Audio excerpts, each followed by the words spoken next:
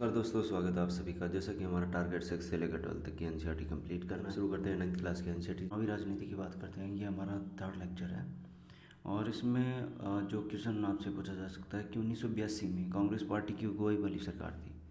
ठीक है, कांग्रेस पार्टी थी जब इंदिरा गांधी लेड गवर्नमेंट था। तो विपक्ष में एक नेता थे चौधरी देवीलाल, जिन्होंने न्याय युद्ध नामक एक आंदोलन शुरू किया था और लोकदल नामक अपनी पार्टी बनाई थी। लोकतांत्रिक चुनाव में जरूरी नियमन, जो न्यूनतम शर्तें क्या होनी चाहिए लोकतंत्र के चुनाव में। पहली शर्त हो कि हर किसी को चुनाव करने की सुविधा हो, यानी कि हर व्यक्ति को मताधिकार हो या हर किसी के मत का सम्मान मोल होना चाहिए। दूसरा है कि चुनाव में विकल्प उपलब्ध होने चाहिए। पार्टियों और उम्मीदवारों को चुनाव में उतरने की आज़ादी होनी चाहिए, वे मतदाताओं के लिए विकल्प पेश कर दें। और तीसरा वो कि जैसे पंजाब में भी केजरीवाल ने किया है, आम आदमी पार्टी ने। तीसरा है कि चुनाव का अवसर नियमित अंतराल पर मिलता रहे और नए चुनाव कुछ वर्षों में जरूर करवाए जाएं।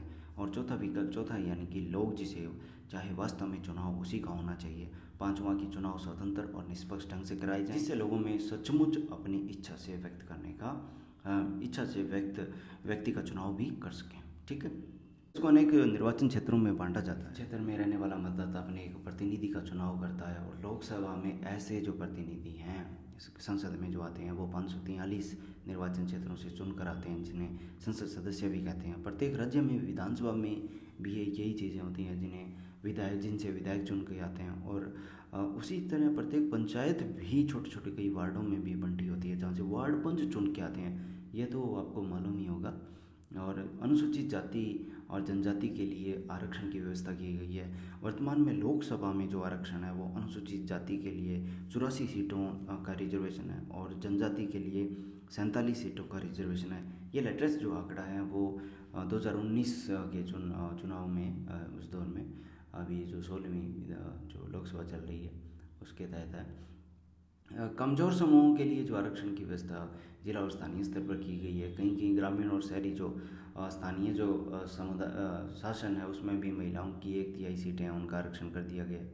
ठीक है, तो ये लोकल बॉडी में इनका आरक्षण है। ठीक है, और मतदाता सूची की बात करें, सूची वो जो वोटर लिस्ट जिसे बोलते हैं, लोकतांत्रिक चुनाव में इसकी किसी की योग्यता हो, यानी कि 18 साल से ऊपर हो गया तो उसके लिए वोट डालने का उसको अधिकार मिल जाता है, मत देने का अधिकार मिल जाता है। अपराधियों और दिमागी असंतुलन वाले कुछ लोगों को वोट देने का अधिकार नहीं मिलता, लेकिन ऐसा सिर्फ बेहद खास परिस्थितियों में ही होता है। सामान्यतः उनको वोट डालने की आज़ादी है वो दी जाती है। हर 5 वर्ष में मतदाता सूची है उसका नवीनीकरण किया जाता है। ऐसी मतदाता सूची को नवीनीकरण किया जाता है जिसमें फ़ोटो पहचान पत्र या कोई भी आईडी कार्ड से आप इसका रिन्यू करवा सकते हैं, ड्राइविंग लाइसेंस वगैरह जो भी है। उम्मीदवारों के नामांकन की बात करें, सामान्यतः यदि आप वोट डालने जाते हैं तो आपकी एज 18 वर्ष होनी चाहिए।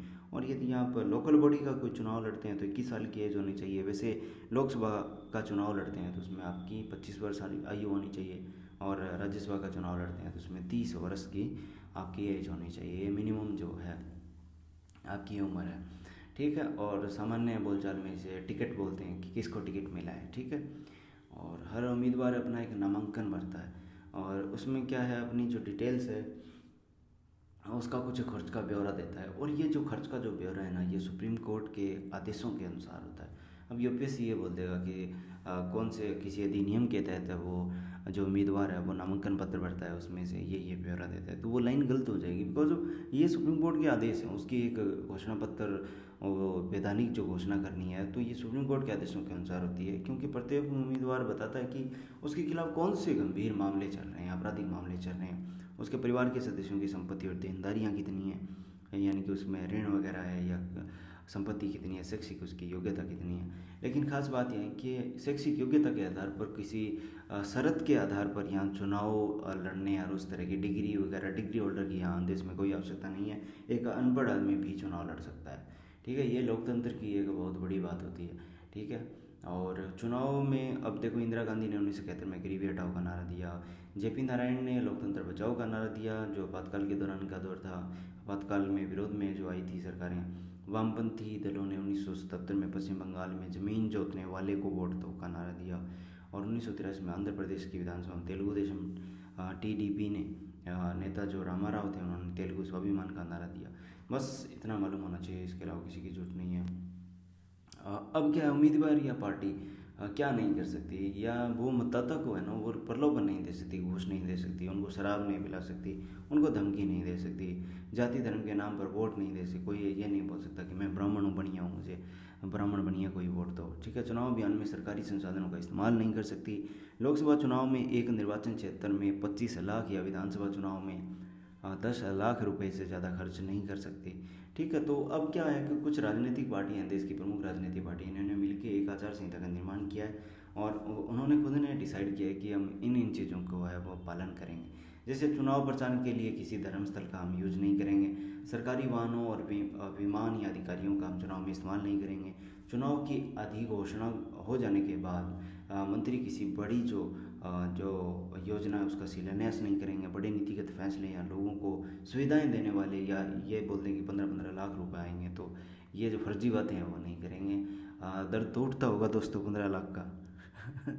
अब मतदाता सूची में नाम वाला हर व्यक्ति अपने इलाके के मतदान केंद्र पर जाता है, वहाँ एक चुनाव अधिकारी भी होता है, वो काला निशान वो स्याही लगाता है। ये थोड़ा सा बस पता ही होगा, एजेंटों को आपने घर पे अपने माता पिता के भी देखा होगा, एजेंटों को मतदान केंद्र के अंदर बैठने की इजाज़त दी जाती है। पता है ना, बोलते हैं ना अंदर कौन कौन है, अंदर कौन कौन मीन्स यानी कि जब जो गिनती होती है वोटों की, तो उस टाइम दोनों जो दल होते हैं या जितने भी उम्मीदवार होते हैं उनके प्रमुख सदस्य हैं उनको अंदर बैठाया जाता है ताकि वो निगरानी रख सकें। इलेक्ट्रॉनिक वोटिंग मशीनों का इस्तेमाल आज वर्तमान में होने लगा है, सीधी गिनती नहीं हो रही, एक झटके में रिजल्ट निकाल देते हैं कि आम आदमी पार्टी जिंदाबाद। पंजाब में है ना। निर्दलीय उम्मीदवारों को भी जो चुनाव अधिकारी चुनाव चिन्ह देते हैं। ठीक है, सभी वोटिंग मशीनें सीलबंद होकर एक सुरक्षित जगह पर जाती है, निश्चित तारीख को वो ओपन होती है, वहाँ मतों की गिनती होती है। मैं बता चुका हूँ, यहाँ कुछ अलग से कुछ नहीं पूछा जाएगा। बस आपसे जो गड़बड़ियाँ कौन सी चुनाव में की जाती है वो होती है, कोई फर्जी नाम डाल दे, किसी का नाम हटा दे, मतदान के दिन कोई चुनावी धांधली कर दे, किसी को डरा दे, किसी का वोट ना डालने दे। ठीक है, और बड़ा पैसा डाल दे लोगों को, अधिकारियों का जो शासन है उसका दुरुपयोग करे। और अब होना क्या चाहिए कि चुनाव के में किसी चुनाव आयोग, भारत में जैसे निर्वाचन आयोग है ना, उसकी भूमिका बहुत जोरदार है। एक इंडिया में सबसे बेहतरीन लोकतंत्र जो इस्टेब्लिशमेंट जो हुआ है ना, उसका जो विकास हुआ है, उसके लिए एक स्वतंत्र चुनाव आयोग, एक निष्पक्ष संस्था की एक बहुत बड़ी जिम्मेदारी है। उसने बहुत अच्छे से निर्वाह किया है। और चुनाव के शायद ही किसी चुनावी आयोग में जिसमें उसमें अब मैं बता दूं, उसमें चुनाव आयोग में टाइम ना खराब करें यार, है ना। निर्वाचन आयोग चुनाव को अधिसूचना जारी करने से लेकर चुनावी नतीजों तक की घोषणा तक पूरी चुनाव प्रक्रिया के संचालन के हर पहलू पर निर्णय लेता है। यह आदर्श आचार संहिता जो है ना, चुनावी आचार संहिता, उसको लागू करता है। और उसका उल्लंघन करने वाले ये आदर्श चुनाव संहिता लागू करता है और इसका उल्लंघन करने वाले उम्मीदवारों, पार्टियों सभी को सजा मिलती है। चुनाव के दौरान निर्वाचन आयोग को दिशा निर्देश मानने के आदेश दिए जाते हैं। ठीक है, तो ताकि सरकारी मशीनरी का दुरुपयोग को रोका जा सके। चुनावी ड्यूटी पर तैनात अधिकारी सरकार के नियंत्रण में न होकर बल्कि चुनाव आयोग या निर्वाचन आयोग के अधीन काम करते हैं, ध्यान रखना।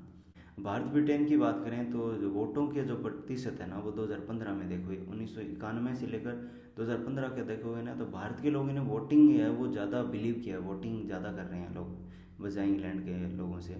और वहीं भारत और अमेरिका की यदि बात करें तो सामाजिक समूहों में जो मतदान प्रतिशत है उसकी तुलना में जैसे जो पिछड़ी जातियाँ हैं ना इंडिया में, वो तो ज़्यादा वोटिंग कर रही हैं। वहीं अमेरिका में उल्टा होता है कि वहाँ जो सुपीरियर जो जिनको माना जाता है जैसे गोरे हैं, तो वो ज़्यादा वोट करते हैं। ठीक है, तो यहाँ इंडिया में उल्टा हो रहा है। इंडिया में जो डेमोक्रेसी है वो सोशल जो ग्रुप है उसमें बहुत अच्छी इस्टेब्लिश हो रही है। लोगों का जो नीचे तबके के लोग हैं उनका ज़्यादा मानना है कि लोकतंत्र में विश्वास उनका अधिक है बजाय कि ऊपर के लोगों को। और सामान्यतः भारत में 2004 में एक सर्वे हुआ था, उसमें पूछा गया था कि क्या आपके वोट से कोई फ़र्क पड़ता है, तो लोगों ने कहा देखो 70% लोग ये बोल रहे हैं कि हाँ यस फ़र्क पड़ता है। यदि मैं बात करूँ किसी यदि चुनावी गतिविधियों में तो लोग बढ़ चढ़ कर हिस्सा ले रहे हैं, नो डाउट, है ना। और अब देखते हैं स्वतंत्र निष्पक्ष चुनाव की चुनौतियाँ क्या है। रुपये पैसे उम्मीदवार गलत तरीके से जीत जाएँ, मतलब कुछ इस तरह के मुद्दे हैं जिन्हें कुछ खासा रिलेवेंसी नहीं होनी चाहिए। आपराधिक पृष्ठभूमि वाले टिकट पाने में सफल हो जाएंगे। कुछ परिवारों अलग अलग जो पार्टियां अपने परिवार रिश्तेदारों को ये टिकट दे देती है, अन्य को नहीं देती, ठीक है। तो ये कुछ चुनावी संबंधी मुद्दे हैं। अब मतदाता दिवस पे आपको क्या शपथ लेनी होगी, तो 25 जनवरी को, है ना। एक चीज़ तो क्लियर होगी ना, वो 26 जनवरी वाला मैंने पूछा था कि 26 जनवरी से पहले कौन सा दिन आता है, 3 दिन है, या शहीदों या नेताजी से संबंधित कुछ बात हुई थी ना, Netaji Subhash Chandra Bose, you know about Indian National Army. Okay, देखो, 25 जनवरी को राष्ट्रीय मतदाता दिवस, नेशनल वोटर डे के रूप में मनाया जाता है। और ये देखो, systematic voter education and electoral participation, ये कार्यक्रम है वो चुनाव आयोग का है। इसको थोड़ा सा आप सर्च कर लेना, वरना आगे की क्लासों में मैं अच्छे से करवा दूँगा, ठीक है। और अब संस्थाओं के कामकाज की बात करें, और